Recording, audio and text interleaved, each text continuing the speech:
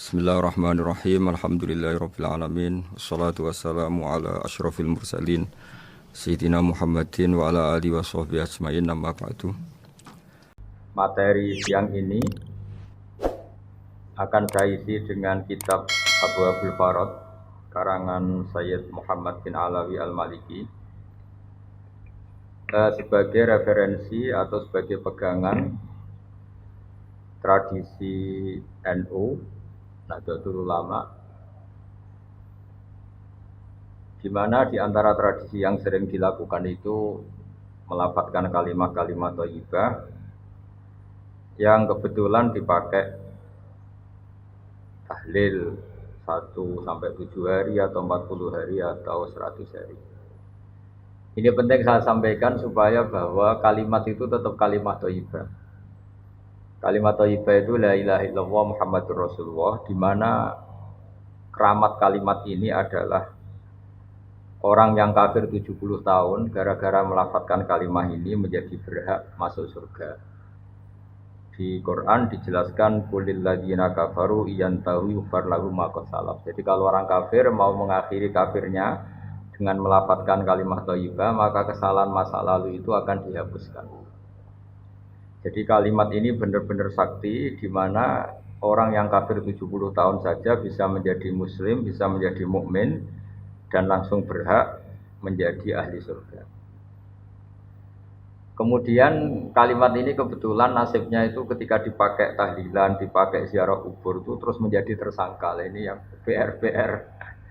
Seakan-akan sudah ada kalimat thayyibah lagi, hanya kebetulan dipakai di kuburan, dipakai mitung dinani mayit, 7 harinya mayit dan sebagainya.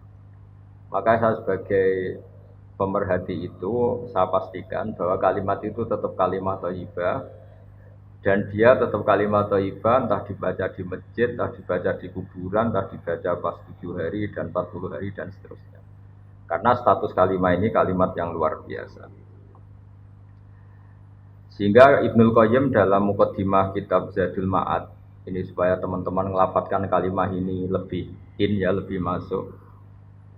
Di situ dijelaskan bahwa surga yang semewah itu dengan fasilitas semegah itu, selek itu, super mewah, itu diperuntukkan bagi yang mau mengakui la ilaha illallah. Jadi surga dibikin segala kemewahannya, dengan segala kemewahannya. Yang katanya bapak-bapak per satu bapak dapat bidadari 70 atau 100 sesuai khayal mereka. Itu sesuai keinginan mereka, itu bagi yang melafadzkan la ilaha illallah.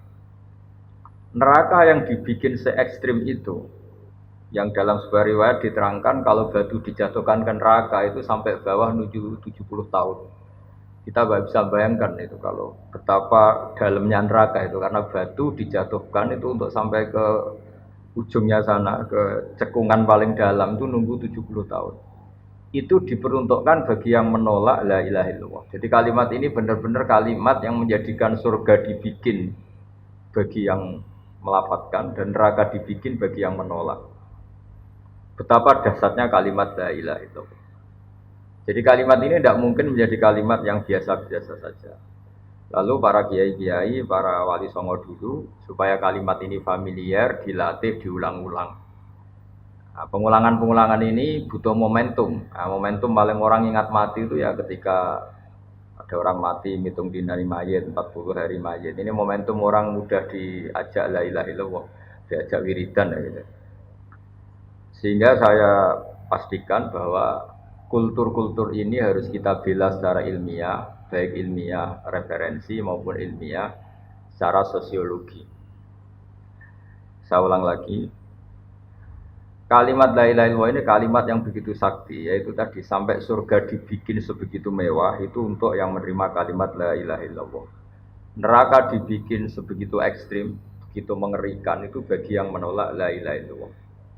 Jika dalam sebuah riwayat diterangkan bahwa la ilaha illallah itu al-mizan, ukuran kamu jadi hamba Allah itu ya sejauh mana Anda mengakui la ilaha illallah dan menolaknya.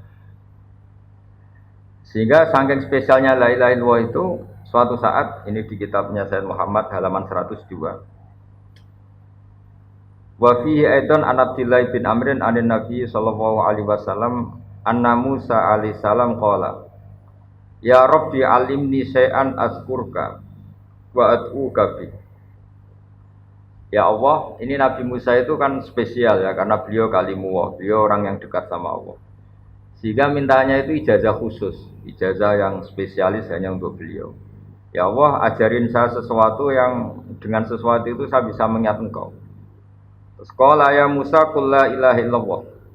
Ya Musa, kalau kamu ingin ingat saya secara sempurna, lafadzkan la ilaha illallah. Terus qala ya Rabbi kullu ibadika yaquluna hadza. Kalau la ilaha illallah itu semua orang juga melafadzkan la ilaha illallah. Intinya Nabi Musa itu kan enggak ingin lah sama dengan orang NU ya semuanya tahlilan la ilaha illallah. Muslimat fataya di Taiwan di mana-mana juga kalau tahlilan la ilaha illallah. Nabi Musa sebagai kalimullah itu ingin spesial, enggak mau pakai la ilaha illallah karena itu kalimat yang lazim dipakai banyak orang. Inginnya beliau itu spesialis. Kata Allah menjawab qala qul la ilaha illallah. Ya sudah, pokoknya ngelafadzkan la ilaha illallah kata Allah. Nabi Musa masih mengajukan permohonan, ya Rabbi innama uridu syai'an takhussuni bi. Saya ingin wiridan yang spesial untuk saya, bukan yang wiridan masal la ilaha illallah itu kan di acara-acara NU istighosa pasti la ilaha illallah. Kira-kira itu ya masa kalimullah sama dengan Banser sama dengan Ansor sama dengan adat NU. Beliau enggak mau, inginnya spesial itu, inginnya kalimat-kalimat yang spesial. Terus qala ya Musa law anna samawati sab'a wa amiruhunna ghairi wa amiruhunna ghairi wal aradina sab'a fi kafatin. Ada yang baca fi kafatin wala ilaha illallah fi kafatin atau fi kafatin namalat bihinna la ilaha illallah. Sudah Musa, yang bisa menandingi beratnya langit bumi itu hanya la ilaha illallah. Kamu jangan minta kalimat yang aneh-aneh. Itu kalimat yang andaikan ditimbang dengan langit bumi itu pasti tetap unggul la ilaha illallah. Nah ini penting saya utarakan supaya teman-teman yang sering tahlilan, sering membaca la ilaha illallah itu berpikir ulang atau semangatnya ditambah karena kalimat ini pula yang menjadikan langit bumi diciptakan. Saya ulang lagi. Jadi ketika surga diciptakan untuk yang melafadzkan la ilaha illallah, neraka diciptakan untuk yang menolak la ilaha illallah, lalu dibikinlah dunia. Dunia ini dibikin untuk pelatihan la ilaha illallah. Lalu butuh pelatih, maka diutusnya para rasul supaya melatih la ilaha illallah Muhammadur Rasulullah. Nah, saking begitu spesialnya kalimat ini, sampai ketika Nabi Musa minta doa khusus atau ijazah khusus, tetap saja ijazah dari Allah disuruh melafadzkan la ilaha illallah. Jadi kalimat ini penting sekali. Lalu kalau kita tidak ngaji seperti ini, itu nanti teman-teman tuh hanya misalnya yang mimpin kiai siapa, terus waduh lama itu kalau tahlilan itu. Kalau yang mimpin kiai siapa, wah itu tahlilannya begini. Jadi menyoal lama tidaknya tahlilan itu sejauh mana kita memahami la ilaha illallah. Kalau kita memahami la ilaha illallah adalah kalimat spesial, maka kita menghormati pada orang mukmin yang lain juga gampang. Karena orang-orang mukmin yang kita kira orang biasa atau bahkan orang rendahan, kita tidak bisa menganggap itu orang rendahan karena dia adalah orang yang min ahli la ilaha illallah. Jadi orang menghormati mukmin yang lain itu bergantung cara pandang. Ketika kita cara pandang la ilaha illallah itu spesial, maka pelafadznya siapapun itu akan spesial di mata kita karena dia min ahli la ilaha illallah. Tapi kalau kita menganggap la ilaha illallah itu biasa saja, maka kita akan menganggap yang melafadzkan itu biasa saja. Itu keliru besar. Kalimat ini adalah kalimat yang andaikan kesalahan kita seberat langit dan bumi dibandingkan kalimat ini, pasti yang unggul kalimat ini. Sehingga dalam satu riwayat ada orang yang salahnya itu banyak sekali. Ini saya baca ya, ada kata ini di riwayatnya Ahmad bin Hanbal. Kata Rasulullah SAW, Inna Allaha ta'ala yastakhlisu rajulan min ummati ala ru'usil khalaik. Ada orang dipinggirkan Allah, dipanggil sendiri, kemudian dipertontonkan di depan banyak orang.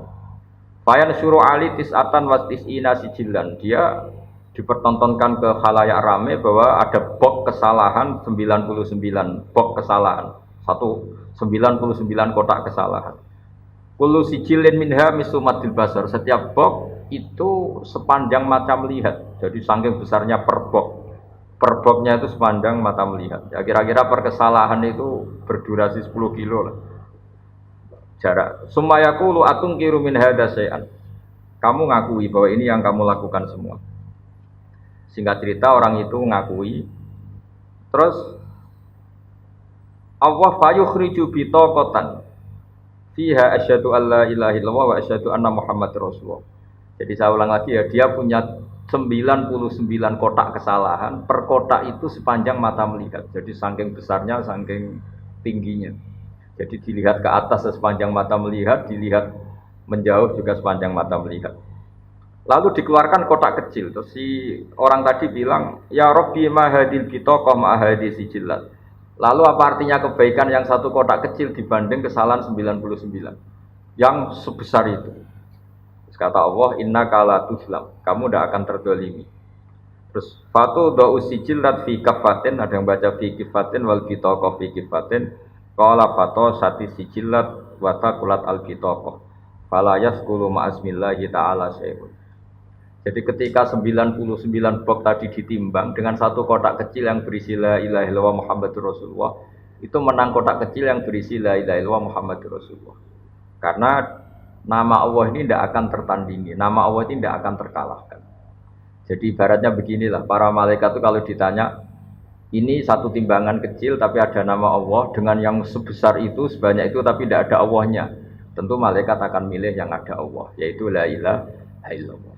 Jadi ini penting saya utarakan supaya para pelafaz la ilaha illallah itu meyakini bahwa kalimat ini spesial, sehingga tidak risau, tidak susah ketika itu dituduh bid'ah atau dituduh khurafat, karena kalimat ini tetap thayyibah. Kalimat ini tetap spesial. Bahwa guru-guru kita ngajarin ketika untuk 1 hari mayat atau 7 hari itu kultur saja.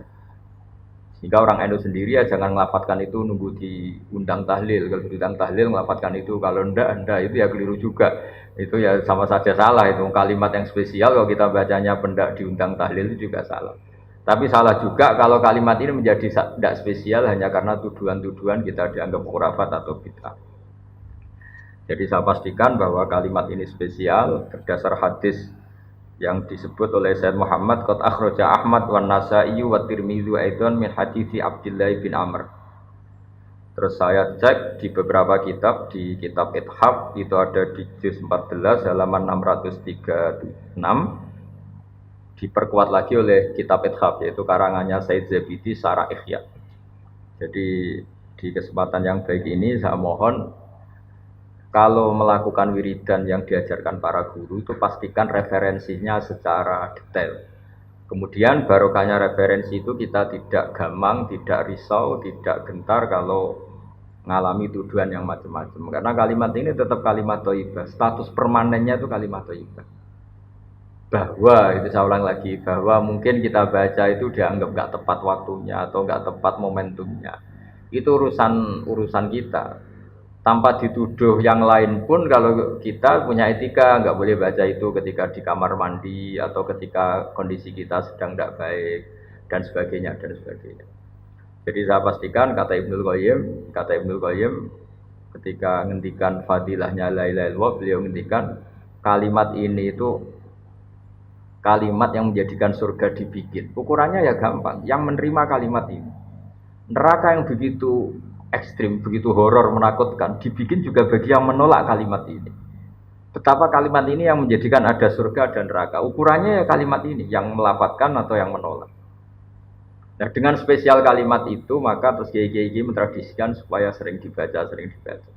Satu-satunya momentum yang orang kumpul ya tadi, pas istighosa, pas tahlilan, pas ada orang meninggal, atau pas istisqa, pas ya sudah seperti itu. Terus yang terakhir dalam madzhab Abul Hasan Asyadzili, kalimat itu harus diulang-ulang karena kalimat itu kalau kamu baca secara benar itu menjadikan alasan kamu diampuni dosa kamu. Makanya dalam madzhab Asyadzili itu sebagian madzhab itu istighfar itu setelah kalimat tauhid. Jadi ada 2 thariqah besar. Yang satu menyuruh istighfar dulu baru kalimat thayyibah. Alasannya suci dulu baru melafadzkan kalimat yang suci. Tapi kalau dalam madzhab Abul Hasan Asyadzili tidak. Kalimat ini itu sudah otomatis istighfar. Buktinya orang kafir yang 70 tahun kafir sekali melafadzkan la ilaha illallah itu langsung diampuni dosanya. Tanpa syarat harus istighfar. Karena di Quran itu hanya kulil ladzina kafaru iyantahu yufar lahum ma qad salaf. Jadi kalau orang kafir 70 tahun kok melafadzkan la ilaha illallah itu otomatis masa lalunya diampuni. Berarti kalimat ini itu sudah otomatis fungsinya itu mengampuni dosa. Nah, makanya dalam pikiran Thariqah Syadziliyah itu fa'lam annahu la ilaha illallah wastaghfir li dzambika. Kamu harus yakin la ilaha illallah, kemudian atas nama kalimat itu kamu baru beristighfar. Ya masuk akal juga karena kalau misalnya orang kafir belum pernah melafadzkan la ilaha illallah kemudian dia istighfar, istighfar itu tidak ada gunanya. Jadi istighfar mulai ada gunanya kalau setelah kalimat tauhid. Kalau tanpa kalimat tauhid istighfar tidak ada gunanya. Maka dalam sebagian mazhab Syadzili disebut kalimat ini pastikan dulu baru istighfar. Karena kalimat ini sudah otomatis mengandung istighfar. Tapi ada juga yang cara berpikir kalimat ini kalimat suci. Maka butuh muqaddimah. Muqaddimahnya apa? Sebelum melafadzkan kalimat itu istighfar dulu.